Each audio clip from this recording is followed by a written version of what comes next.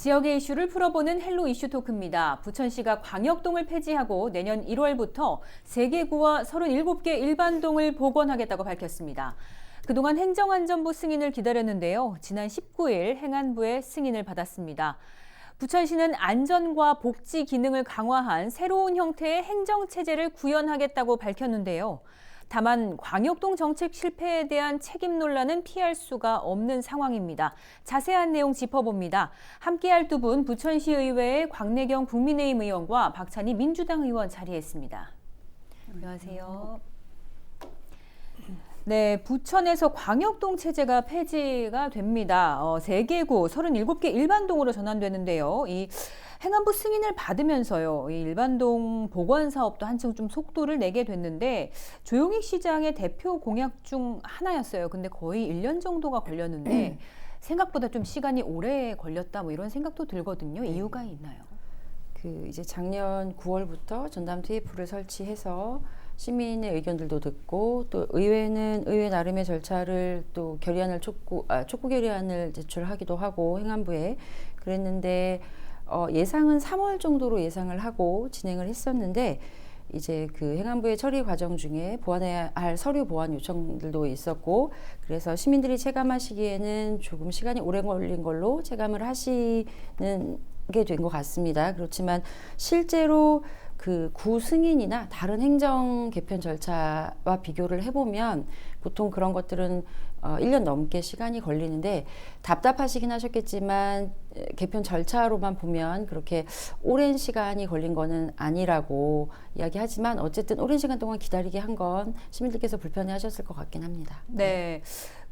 이전에 좀 취재할 때도 여러 차례 질문을 좀 드렸던 것 같은데 내년 1월 전환을 약속을 했습니다. 시간 충분하다고 보십니까?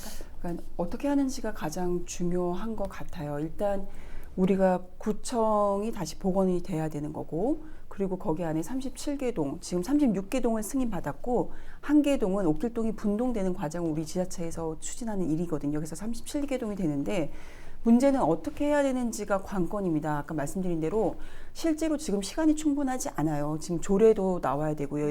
우리 예산도 받아야 되는데 아직 승인이 안 났습니다. 이 문제는 조급하게 갈 일이 아니라 지금 만약에 다시 가서 우왕좌왕하고 실패하면 그거는 시민들의 더 큰 충격이고 원활하지 않은 시스템이 되는 겁니다. 저는 실제로 시간을 조급하는 게 가는 게 문제가 아니에요. 이제 행안부 승인 받았잖아요. 우리가 이제 우리 스스로가 해야 될 일들이 남아 있습니다. 그렇다면 이 문제는 정확하게 짚고 세심하고 꼼꼼하게 해서 더 이상의 실패나 실수가 용인되지 않도록 그렇게 해야지 된다고 보고 실수랑 실패가 용인되지 않으려면 결국은 천천히 좀 정말 신중하게 가야 되는데 지금은 공약에 쫓아가느라 정신이 없습니다. 조용익 시장이 공약 1호로 한 거 그리고 부천시 의회 시의원들이 입성하면서 많은 광역동에 대한 실패를 논의하면서 이미 일반동 전환하자는 모든 시의원들의 공약이 실천된 거거든요. 실현된 거예요. 그러면 이제 이거는 차제로 하고 이제는 정확하게 더 이상의 문제가 생기지 않도록 하는 준비의 철저함이 필요한데 우리는 정치권에서 이 문제에 공약을 쫓아가지 않았으면 좋겠어요. 이미 공약 실천이 됐으니 좀 더 차분하고 안전하고 정확하게 가자는 취지가 더 중요할 것 같습니다. 네, 당초 이제 10개 광역동 체제에서 다시 3개 구, 36개 행정동 말씀하셨는데 옥길동까지 37개가 결국 될 건데 이 애초 시작할 때는 구를 폐지하고 또 동해 행정 기능을 강화하겠다는 취지였습니다. 근데 광역동 실패로 끝났다고 보십니까? 지금 일반동으로 전환하잖아요. 예. 이 전환한다는 그 자체만으로도 실패를 했기 때문에 전환하는 것이지 좋으면 우리 시뿐만 아니라 타 시군구에서 벌써 이 제도를 가져가지 않았겠어요? 우리만 유일무이하게 했고 우리가 했는데 우리가 실패한 사례입니다. 이건 이 행안부에서도 차관을 만났을 때 이 사례에 대해서는 한번 검토를 다시 하겠다고 말씀하신 것을 비추어 보면 우리가 실패하지 않았으면 광역동에서 일반동으로 전환할 필요가 없으니 실패한 사업입니다. 실패한 것뿐만 아니라 이 광역동에서 일반동으로 전환 광역동으로 가는 문제는 아예 애초에 시작하지 말았어야 되는 정책 중에 하나이고 어떤 우리 시민들의 의견을 전체적으로 다 듣지도 못한 채로 어떤 정치권의 지금 책임에 대한 얘기가 계속 나오는데 책임도 못 질 이 내용들이 시작도 하지 말았어야 되는 일들은 실패 그 이상의 어떤 이유들을 다 만들어낸다고 보고요. 그리고 이 문제는 실패한 것이고요. 실패한 것에 대해서는 책임이 따라야 되고요. 그리고 책임을 짓는 것에 대해서는 현직에 있던 없던 시민들이 이런 이야기들을 하더라고요. 이 정책은 실패했는데 실패를 왜 아무도 책임을 안 집니까? 국민의힘이든 더불어민주당이든 누구든 이걸 설계한 사람들은 책임을 져야 합니다. 그리고 저한테는 너무 충격적인 전화를 받았어요. 이 실행한 사람은 개인적으로라도 이 부분은 보상을 받아야 됩니다라고 얘기하시길래 시민들의 의식 수준이 이 정도까지 올라간 겁니다. 실패한 거 맞고요. 그렇다면 실패를 다시 하지 않도록 다시 정리를 온전하게 하는 것이 우리 부천시의 지금 당면한 과제라고 봅니다. 네, 국민의힘 쪽에서는 온전한 실패다라고 평가를 하셨습니다. 민주당에서 어떻게 보십니까? 네, 뭐 어떤 평가가 있을 수 있고 뭐 어떤 과정에서 어떻게 결정이 이루어졌는지 그런 것들을 복귀할 필요가 분명히 있습니다. 그런데 이제 중앙정부의 지침에 의해서 행정체제 개편이라는 큰 틀에서 방향을 같이 했던 것이고 7개가 신청했지만 결국 이제 부천시만 시행을 한 상황이었습니다. 부천의 물리적인 상황이 면적도 좁고 인구 밀도가 높기 때문에 광역동 체제가 적합할 것이라는 판단이 있었던 것으로 보고요. 그러니까 그때의 판단 과정이나 그때의 상황이나 그런 것들을 다 무시하고 지금 결과가 그렇게 됐다고 해서 다 완전하게 돌아섰다고 하기는 조금 어폐가 있는 것 같고, 일단 시행을 하고 나서 고령화가 급속히 진행됐고 1인 가구가 늘어났고 또 여러 가지 물리적인 상황들이 또 코로나 팬데믹도 있었고 물리적인 상황 때문에 이 제도가 적합하게 정착할 수 없다는 판단을 했고요. 그런 판단을 예측하지 못했기 때문에 이걸 실패라고 한다면 그 지적은 겸허하게 수용하겠습니다. 그러나 그게 실패라서 계속 끌고 갈 수는 없는 상황이었기 때문에 바뀌는 상황에 대해서 민첩하게 환경의 변화에 대응하고자 다시 일반동으로 구청을 복원하고 일반동으로 회귀하는 거라고 봐주시면 감사하겠습니다. 네. 근데 이번에 발표를 하면서 부천시에서는 일반동 복원을 약속하면서 이 안전과 네. 또 복지 기능을 강화하겠다. 이런 또 선언을 했는데 이게 구체적으로 어떤 구상이 되나요? 일단 큰 틀에서 방향을 복지와 안전을 강화하는, 이제 우리가 이제 2, 3년 지나면서 필요성은 누구나 덜실하게 느꼈지 않습니까? 그런 기능을 강화하겠다고 방향을 정했고요.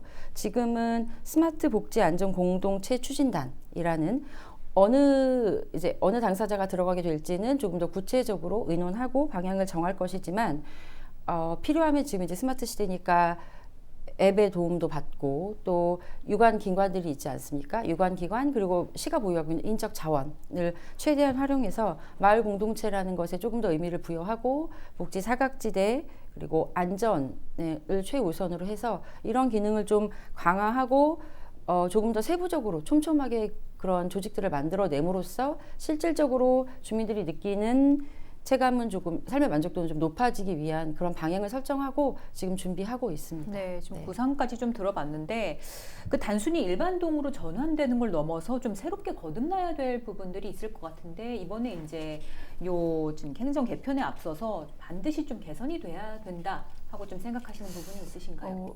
근데 일단 좀 몇 가지 이야기해야 될 부분이 있는 것 같아요.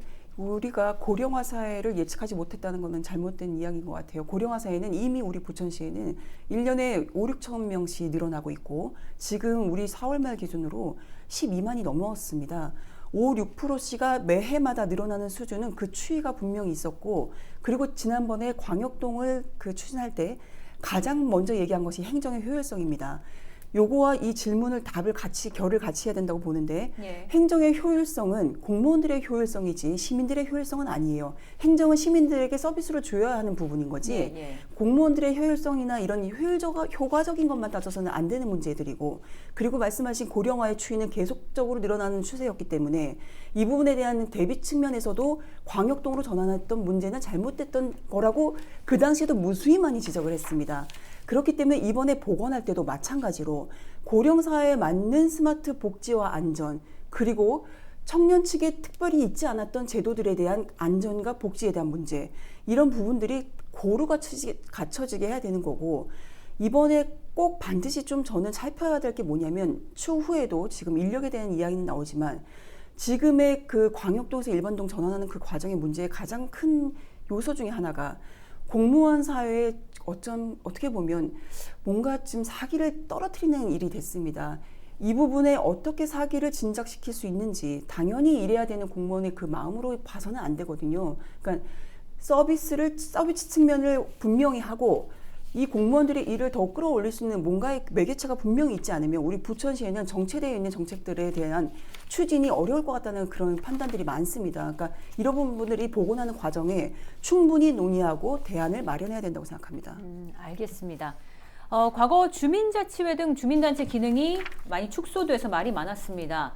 주민자치위원회 또 마을자치위원회 이렇게 좀 다들 나누어져서 혼선이 좀 있었는데 이 부분도 다시 좀 하나로 통합을 하나요? 네, 그렇죠.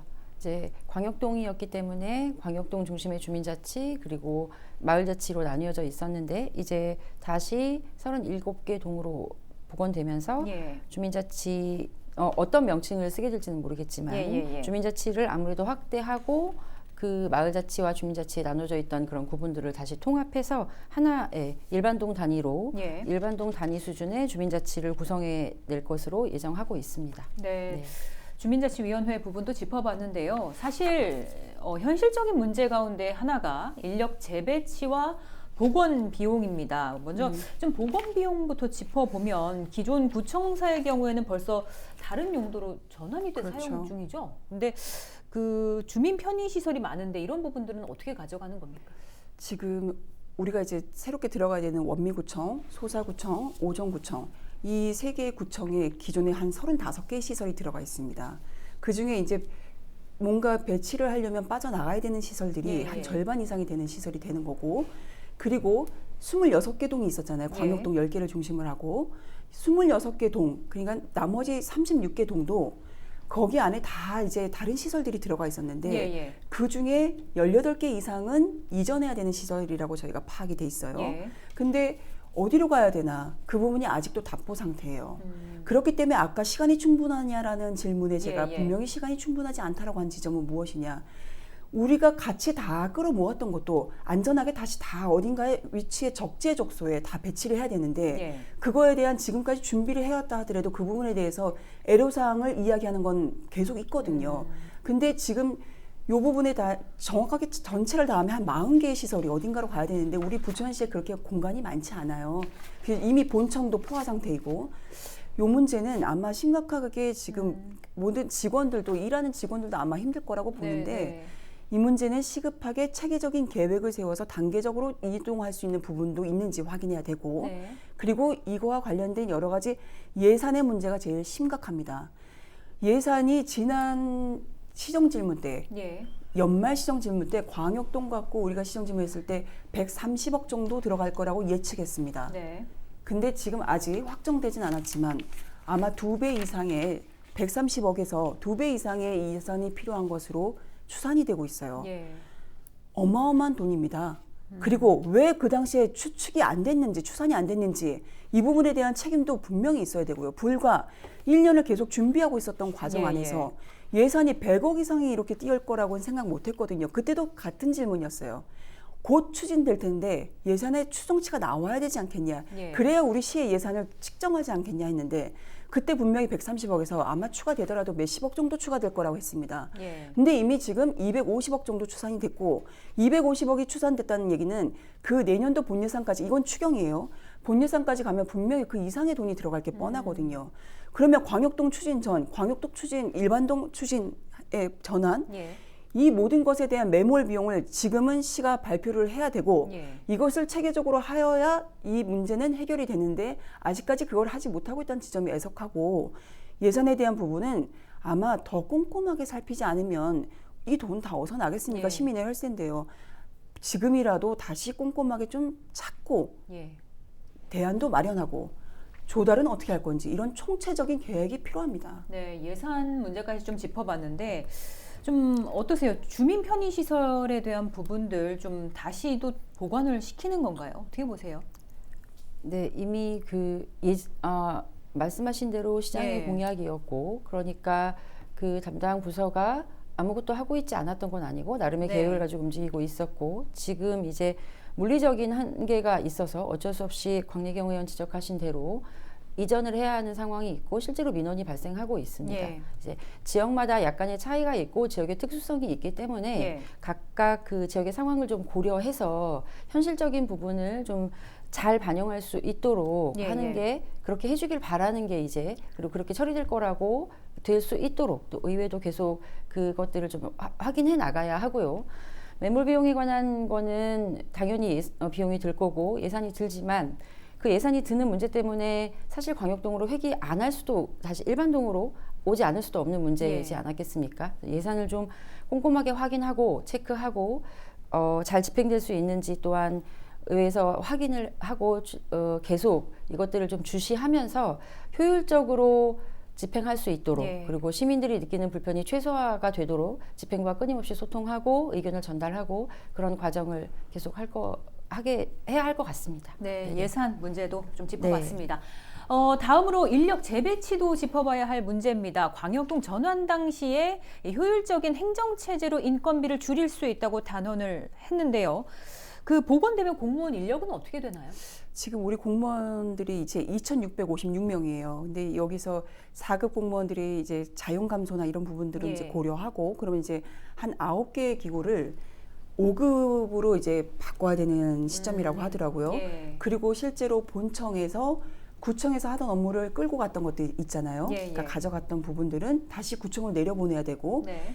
전체적인 아마 조직의 개편이 있을 것이고 그러면 본청에서 이제 단이 줄어들고 국이나 예. 실국이 줄어들면서 구청으로 배치되는 이런 과정들이 지금은 아직 답이 안 나왔을 거예요, 시에서도. 예. 그렇기 때문에 이거에 대한 비판을 하기는 어렵지만 결국 이 문제는 지금 5급에서 몇 개월 안 남은 4급을 향해서 열심히 뛰어가던 분들에게는 사실 너무나 절망적인 일일 겁니다. 그러니까 아까도 말씀드렸지만 이 우리 부천시에서 결국 이 문제를 해결하는 과정에 일하는 사람들은 공무원들이잖아요. 네. 조금은 탄력적이고 정확하게 일을 할 수 있는 사기를 올려줄 수 있는 일들도 함께 고민하면서 이 조직에 대한 개편이 좀 이루어졌으면 하는 희망을 합니다. 네. 어쩔 수 없기 때문에 그 과정이 조금은 더 문제점이 드러나지 않도록 잘 했으면 좋겠습니다. 네.